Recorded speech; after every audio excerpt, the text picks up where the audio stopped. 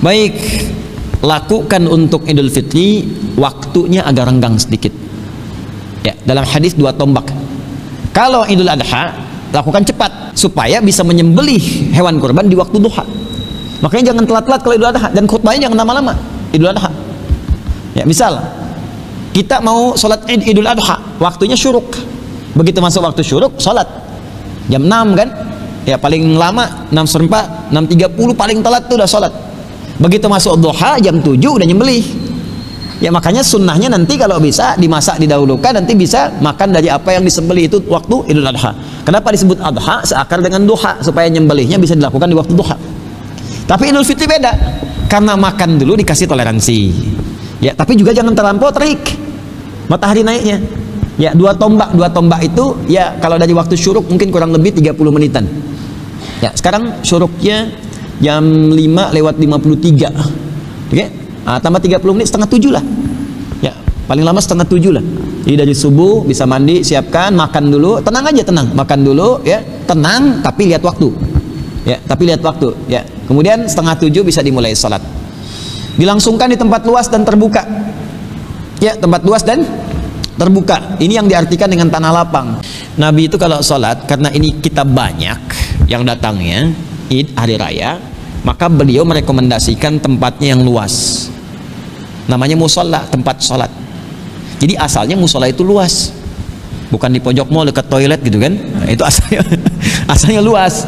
Ya, itu alternatif dari masjid, karena masjid itu nggak cukup untuk datang yang Id, dan perempuan-perempuan haid tidak bisa masuk masjid, maka dibukalah tempat yang luas, lapang. Ya, jadi prinsipnya kenapa ke lapangan itu karena luasnya lebih luas dari masjid, menampung banyak orang. Tapi kasusnya, kalau terjadi satu peristiwa alam, hujan dan semacamnya, atau masjidnya lebih luas dibandingkan lapangan yang ada, maka yang digunakan masjidnya. Awas, awas, jangan salah paham. Oh ini nggak sunnah ini, di masjid ini. Lihat dulu Joni. Ya, maksud hadis itu kalau tempatnya lebih luas. Jadi kalau masjidnya lebih luas daripada lapangannya, masjid diutamakan. Dulu zaman Nabi, lapangan kan luas, masjidnya terbatas. Masjid Nabawi mengalami perluasan luas sampai halaman masjidnya lebih luas daripada lapangan, ngalahin lapangan bola. Makanya sekarang sholatnya pada di masjid, karena masjidnya lebih luas. Nah, jadi kalau kita tempatnya misalnya lebih luas masjidnya, atau seperti alhamdulillah di kita ini ada lapang kan, tersambungkan kan. Nah, jadi kita bisa padukan tuh dari lapang masjid terus sapnya mundur sampai ke akhwat biasa di dalam sini kan, dalam ruangan ikhwan di luar dikondisikan. Ini bagus, depan terus kan, di kita padukan. Kalau di tempat tertentu masjidnya lebih luas, maka masjid didahulukan dibandingkan dengan lapangan. Tapi kalau lapangannya lebih luas, maka lapangan yang didahulukan dibanding masjid, kecuali kalau hujan misalnya, dan hadisnya sudah ada dari Abu Hurairah. Ya, saya bacakan. An Abi Hurairah radhiyallahu taala anhu, dari Abu Daud ya, periwayatnya. Annahu asabahum matarun fi yaumi 'idin fa shalla bihimun nabiy sallallahu alaihi wasallam salatul 'id fil masjid. Pernah satu kali di zaman Nabi terjadi hujan. Saat itulah Nabi mengatakan alihkan semua ke masjid, sholatnya di masjid. Jelas ya? Nah, jadi kalau ada kendala di lapangan atau masjidnya lebih luas, maka beralih ke masjid, ya, lapang masjid. Itu kan halaman juga kita bisa padukan. Jelas ya? Kalau hujan masuk, dan itu sunnah. Sunnah, jangan bertahan. Sunnah Nabi di lapangan basah nggak apa-apa. Ente nggak paham. Ya, masuk ke masjid itu sunnah Nabi ya. Tayyib. Masang sutrah. Sutrah untuk imam.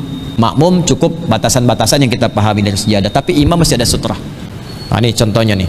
Sutrah itu pembatas. Ya, satara itu artinya sesuatu yang membatasi asalnya. Kalau pakai sifat yang nampak, sehingga dengan nampak itu kelihatan, ya ada batas, maka disebut sutrah namanya. Ini. Ya.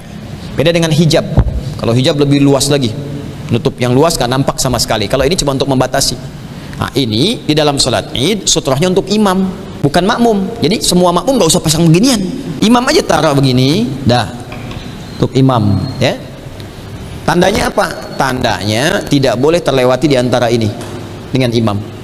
Ya, biasa kan suka ada yang ngatur mic, atur apa dan sebagainya. Itu saya suka kritik itu, kenapa nggak ikut sholat? Ya, terus yang foto-foto dan sebagainya gitu kan. Nah, kondisikan, karena sholatnya itu lebih utama. Ya, yang dihisab di hari kiamat itu sholatnya, bukan fotonya. Ya, nah, didahulukan sholat. Jadi siapkan, ini pasang di imam, makmum nggak usah pasang itu, karena makmum itu lebih longgar. Makmum lebih longgar, artinya yang tidak boleh dilewati safnya imam. Kalau makmum ada darurat, boleh melewati saf makmum. Ya. Makanya Ibnu Abbas itu dulu pernah, tapi ini paham fikih ya, tidak harus ditiru nih. Kondisinya berbeda waktu itu. Jadi beliau itu agak datang terlambat, kemudian yang dituju itu yang kosong sebelah sana, datang dari sebelah sini. Kosong di sana. Hanya beliau lewat membawa untanya, lewat gini di saf makmum. Tapi jangan bandingkan dengan kita, karena khusyuknya sahabat sholat dengan kita beda. Ya, jangan Anda bawa Honda, motor bebek misalnya, Anda lewatin di jamaah kan. Nah, itu sunnah kata Ibnu Abbas. Tidak, ya, tidak demikian. Nah, kalau misalnya nanti ada uzur, ada apa, boleh melewati saf makmum. Ya, dan nggak usah laporan ke imam, izin mam, gitu. Tidak, udah langsung keluar aja, nanti disambung, sambung.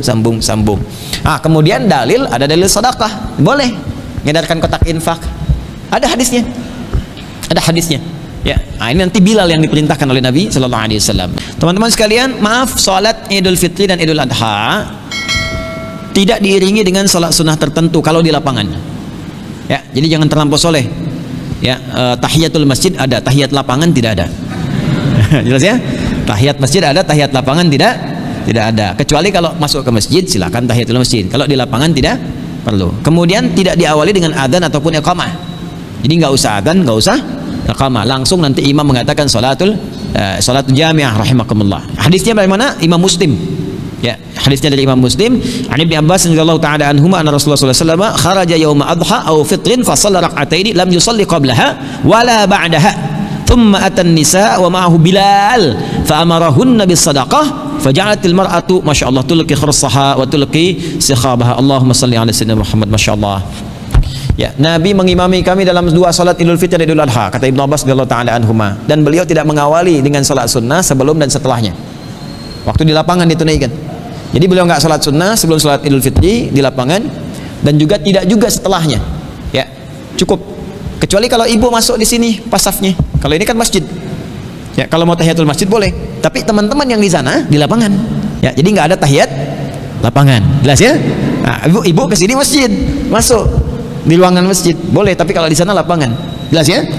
Kemudian apa yang terjadi setelah selesai beliau khutbah, selesai salat, memerintahkan Bilal. Apa yang diperintahkan kepada Bilal? Ya, fa'amarahunna bis sadaqah. Bilal diminta mengumpulkan sedekah dari jamaah itu. Nah, maka muter Bilal. Perempuan-perempuan ada yang melepas antingnya, melepas kalungnya waktu itu untuk bersedekah. Nah, konteksnya tidak harus sama, ibu siapkan anting buat nanti, siapkan kalung, tidak.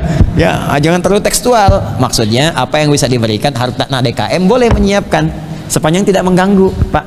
Ya, jangan ganggu khutbah ya. Saran saya sih jangan terlalu ada bulat kayak mobil-mobilan, Pak. Jadi ya, ini ketua DKM, saya masih ketua DKM ya. Jadi bukan saat khatib kemudian menyampaikan digeser gitu ya, kayak kita pengalaman saat tarawih gitu ya. Nah, sekarang saya lihat canggih tuh, udah ada barcode-nya gitu kan. Bisa ditempel tuh barcode, Pak, di tempat-tempat ini. Sap. Jadi teman-teman kalau mau sedekah tinggal sampaikan, klik masuk. Kalau yang mau manual simpan di ujung-ujung sana gitu kan, di pojok-pojok. Nah, atau kalau mau disampaikan yang kira-kira tidak menyampaikan bunyi. Ya.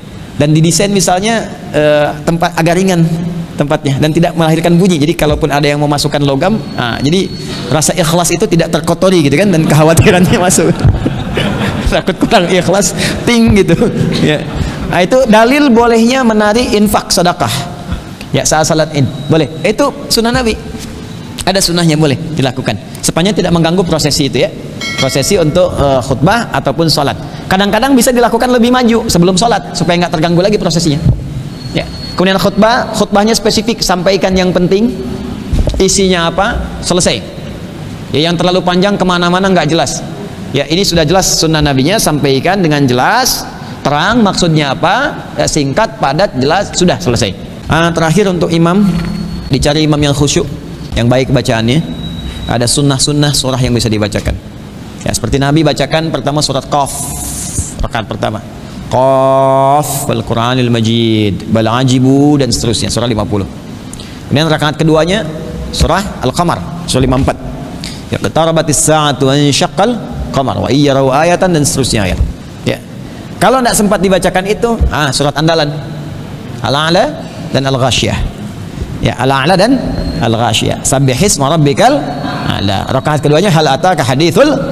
Kalau dibaca itu ada pahala bacaan dan pahala mengikuti Nabi.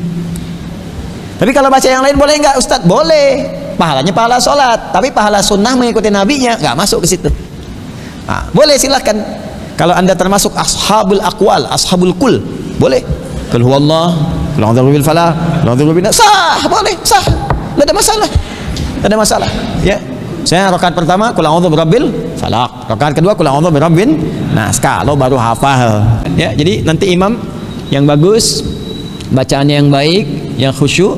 Ya, rakaat pertama qaf, kedua ya, al-qamar atau yang bisa al-a'la, kemudian al-ghasyiyah. Kalaupun tidak membaca itu boleh, sepanjang nanti bisa senafas ya dengan itu ayat-ayatnya terkait dengan pentasbihan Allah, syukur pada Allah, dan juga terkait dengan apa yang bisa membawa kita dalam suasana kekhusyuan pada Allah Subhanahu wa taala.